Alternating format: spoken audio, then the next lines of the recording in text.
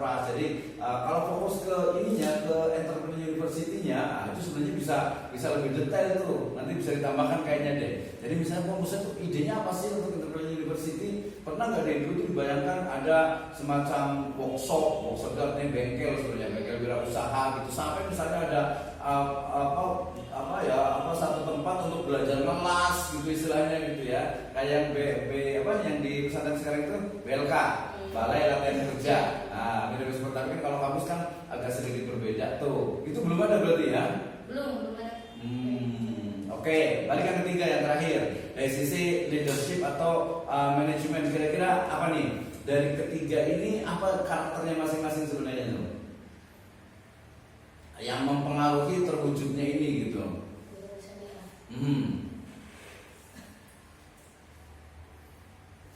Yang hasilnya ini aja berarti ya.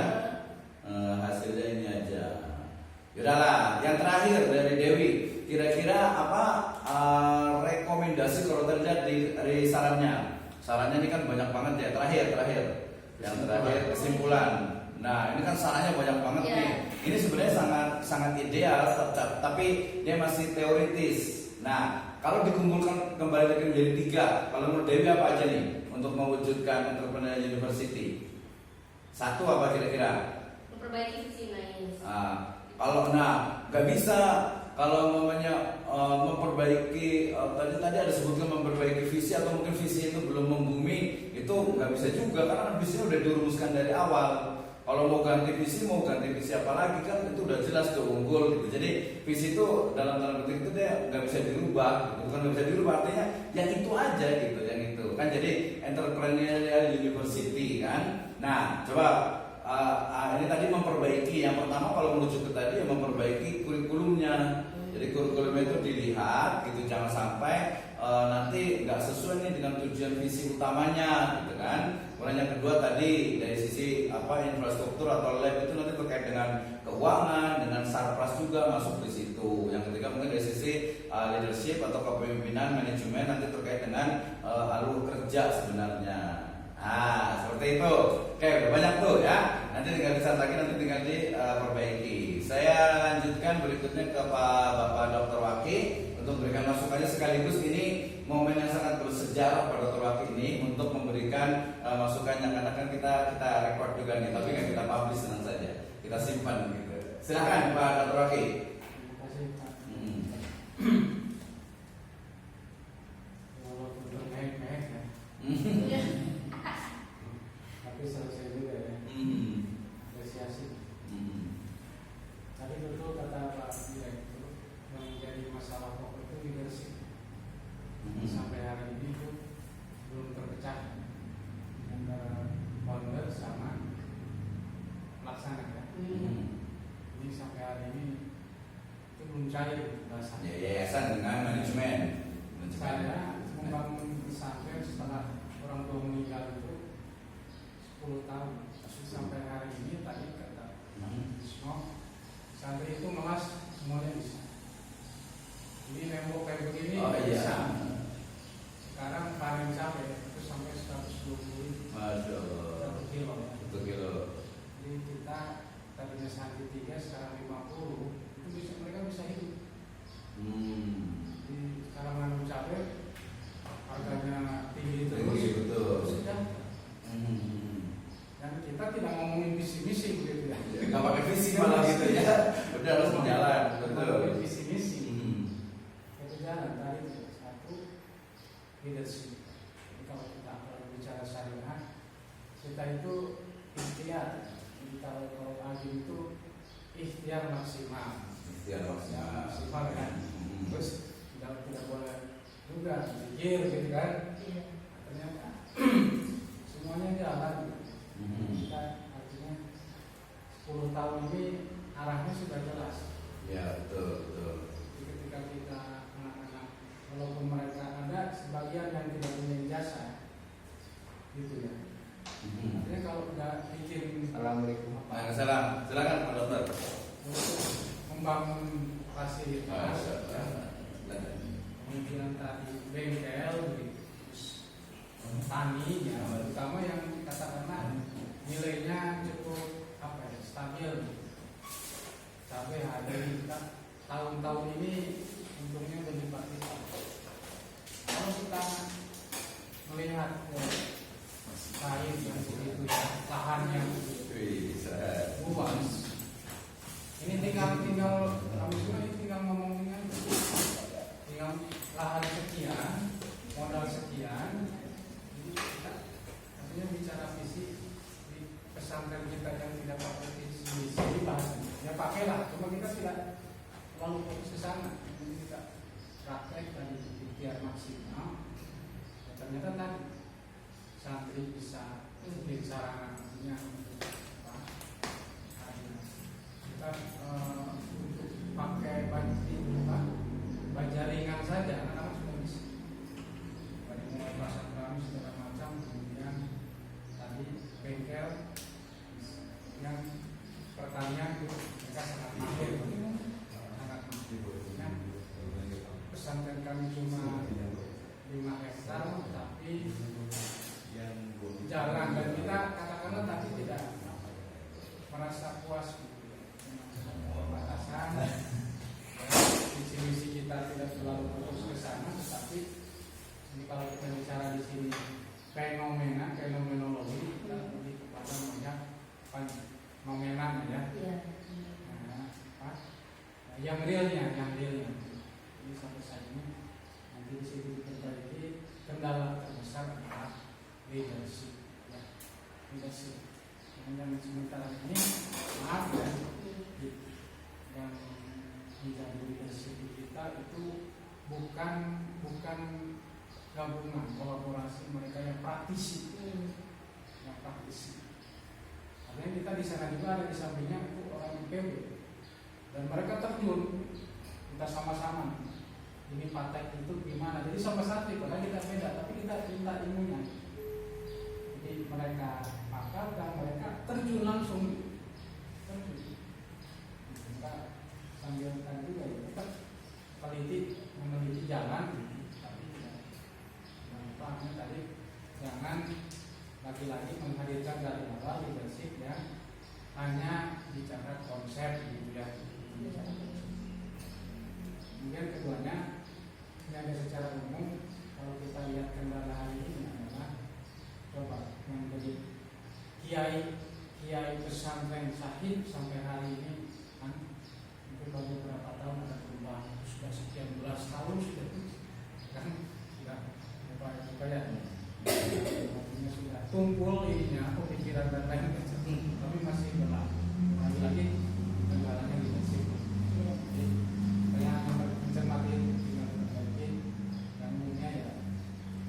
Apa ya Pak ya, udah dikasih ke Inais, sudah ada lagi. Saya sekarang balik lagi. Sekarang dikasih lagi ke Inais. Terus pendekatan yang kira-kira kalau konten itu cocok untuk fenomenologi. Ini juga ada sedikit mengganjal ya. Fenomenologi. Kalau buat analisis kira-kira ada penelitian lain pendekatannya, misalnya analisis konten ada menggunakan fenomenologi. Fenomenologi itu biasanya orang sosiologi gitu kan biasa yang menggunakannya. Sementara ini kan analisa ya. Analisa itu hanya teks biasanya. Kira-kira yang pas ada nggak? Selain fenomenologi dicari semua. Ya. Dari dua saja. Masalah leadership dan ini pendekatan penelitian dulu. Ya. Ya, terima kasih Pak Dr. Waki. Kemarin saya bilang ke Dewi sebenarnya mirip fenomenologi gitu, tapi kemudian ditulis gitu. Tapi sebenarnya nanti kita tinggal diperbaiki aja, memang harus banyak belajar lagi. Terima kasih banyak Pak Dr. Waki. Tadi masuknya memang singkat padat ya. Kalau kiai biasa seperti itu memang singkat padat, merayap gitu ya. Jadi nggak terlalu baik. Kita pindah ke Pak Dr. Joko. Nggak usah lihat juga nggak apa-apa. Nggak usah lihat ininya, lihat judulnya. Justru saya ingin mendengarkan dari Pak Dr. Joko. Dewi boleh di judul awalnya. Saya ingin masukan dari Pak Dr. Joko terkait dengan ini. Jadi ini studinya itu kan sebenarnya Inais itu sudah punya motonya adalah Islamic Entrepreneurial University kan ya, atau ya kampus wirausaha lah gitu gitu ya. Nah kemudian divisinya juga kurang lebihnya sama, menjadi terkemuka, unggul, mandiri. Yang paling penting adalah di ininya Dewi adalah bercirikan kewirausahaan syariah, Islamic Entrepreneurial University. Nah kemudian kita bayangkan umpamanya Pak Dr. Joko jadi rektor nih ya, kita nggak usah lihat yang rektor yang lama-lama itu. Kira-kira untuk mewujudkan Islamic Entrepreneurial ini, University ini, langkahnya seperti apa? Sebutkan 3 saja. Oh, jadi kayak nguji dijadinya. Biar masukkan. Ya 3 saja. Boleh sekarang gantian di yang ini ya, hasilnya yang dari ini. Nah yang atas dulu. Ini kan kendalanya. Nah ini yang dari ini. Cuman ini memang kemarin tuh agak sedikit general gitu. Bahasa baginya langsung ke visi entrepreneurialnya itu yang sudah dilakukan dari 3 pemimpin ini seperti apa gitu. Baik itu nanti dari perspektif pendidikan gitu ya, kemudian juga ekonomi, bisnis ataupun juga KPI. Misalnya saya kasih contoh kampus lain itu walaupun dia jurusannya itu KPI gitu ya, komunikasi penyiaran Islam, tapi dia fokus kepada Islamic Economic Broadcasting. Jadi kontennya tetap masih dalam lingkup visinya, itu, jadi nggak lepas dari itu gitu. Nah, silakan Pak Dr. Joko nih, 5 sampai 8 menit saja. Iya. Jadi kalau saya melihat visi misi dari hasil wawancara para rektor sebelumnya, ini masih mencerminkan dalam tataran cita-cita normatif, belum implementatif. Karena apa? Itu belum nampak adanya effort, usaha yang keras untuk bagaimana menjodohkan, mendekatkan, ya kan, sinergitas atau kolaborasi antara dunia usaha dan dunia industri. Betul. Jadi belum ada yang mengurai bagaimana langkah-langkah membangun kerjasama dengan dunia usaha dan dunia industri. Di persaingan. Kemudian soal culture atau budaya organisasi dinas ini belum nampak jelas bagaimana iklimnya itu membuat gairah, semangat mahasiswa itu mempraktekkan adanya entrepreneur. Terbukti selama saya di sini berganti rektor belum ada kegiatan namanya Basar karya kreatif entrepreneur anak-anak mahasiswa. Apa yang dia punya? Kita adakan basar dan sebagainya. Basar produk mahasiswa ya. Yang berikutnya belum banyak juga mengundang sebagai untuk memberikan pencerahan, support, semangat dari kalangan yang success story dari dunia entrepreneur. Sebenarnya ada beberapa narasumber yang sebenarnya internal kita ada, kita kolaborasi dengan seperti kan kita ada coach Adi, coach ya. ada cooking klinik tentang kewirausahaan. Coach Adi ada juga tuh. Kalau itu penting juga karena memang faktanya bahwa hal-hal ini yang implementatif itu belum nampak dari hasil wawancara 3 narasumber ini. Lebih kepada cita-cita, lebih berbicara tentang artinya tujuan dan sebagainya kan gitu. Tapi yang implementasinya belum tampak sendiri. Ya kan gitu. Nah ini penting untuk dibenahi karena memang kalau kita bicara tentang entrepreneur yaitu pada praktek lapangannya, ya kan. Kemudian kita memberikan ruang mereka juga bisa menyajikan, ya kan, menampilkan, mempromosikan karya-karya mahasiswa yang sudah merintis tentang entrepreneur dan sebagainya, kita mengadakan basar dan sebagainya. Nah ini penting sekali karena memang kewirausahaan itu adalah sebuah langkah masing-masing mahasiswa didorong untuk bisa mereka menciptakan atau membuat produk barang dan jasa yang bernilai tambah, bernilai dengan kreatif kepada mereka. Gitu. Nah ini penting dan saya melihat juga beberapa mahasiswa sudah ada yang mempraktekkan tapi belum berani untuk ditampilkan. Dan ini kita berikan ruang untuk ke sana, lebih ke implementatifnya misalkan yang itu. Ya. Penting. Misalkan katakanlah yang tidak apa-apa masalah nanti entrepreneur itu yang dari mahasiswa ini mereka punya gagasan untuk bergerak di bidang katakanlah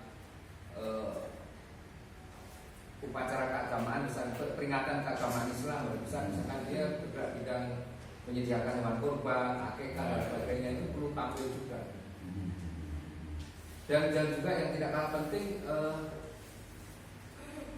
biarpun mereka bukan bagian, bukan owner dari entrepreneur, tapi paling tidak dia berani tampil sebagai bagian dari sumber daya di entrepreneur itu, entah dia dari posisi marketing, entah dia sebagai mediator dan sebagainya, dia harus bisa. Tapi tidak entrepreneur harus punya modal, tapi berani melihat peluang, momentum, bahwa momentum kesempatan, peluang dan momentum itu dia manfaatkan. Oke, baik, terima kasih Pak Profesor sudah sampai catatan sini. Jadi ada tadi juga yang saya kepikirkan adalah nanti ya berarti di sini harus ada kantin, ya, harus ada kantin dan kalau bisa dikelola oleh mahasiswa. Terus tadi kepikiran juga kalau di MITK Fakultas Ilmu Tarbiyah dan Keguruan itu berarti bisa mengundang misalnya entrepreneurial di bidang pendidikan, misalnya ruang guru, owner ruang guru itu kan dia bisnis nih, usaha tapi di dunia pendidikan. Kemudian juga ada misalnya yang bimbel, misalnya ada teman tuh di IUEO, itu kan dia bisnis tapi pendidikan, gitu kan. Kemudian ada lagi teman tuh di bintang pelajar, gitu ya. Kemudian banyak lah gitu bimbel-bimbel itu. Jadi usaha ada ya mata kuliahnya itu ya Pak Dokter ya. Ada wirausaha pendidikan. Ada. Nah, tapi kalau saya jauh-jauh saya juga dari bagian narasumber. Iya betul, ya saya jauh. Itu tadi yang jauh gitu kan ya. Jadi saya mengelola lembaga pendidikan. Iya, itu lembaga pendidikan juga. Dari TPA, Playgroup, TK, SD, SMP dan sekarang sudah berusia 12 tahun. Oke. Ya, oke. Terus masukannya ini kayaknya Dewi nggak apa-apa ya, artinya ujian kan nggak masalah gitu. Kemudian nanti kita akan perbaiki lagi. Saya pengen dari ketiga ini nanti Dewi bisa kembali lagi ngobrol lagi, fokus kepada wirausaha.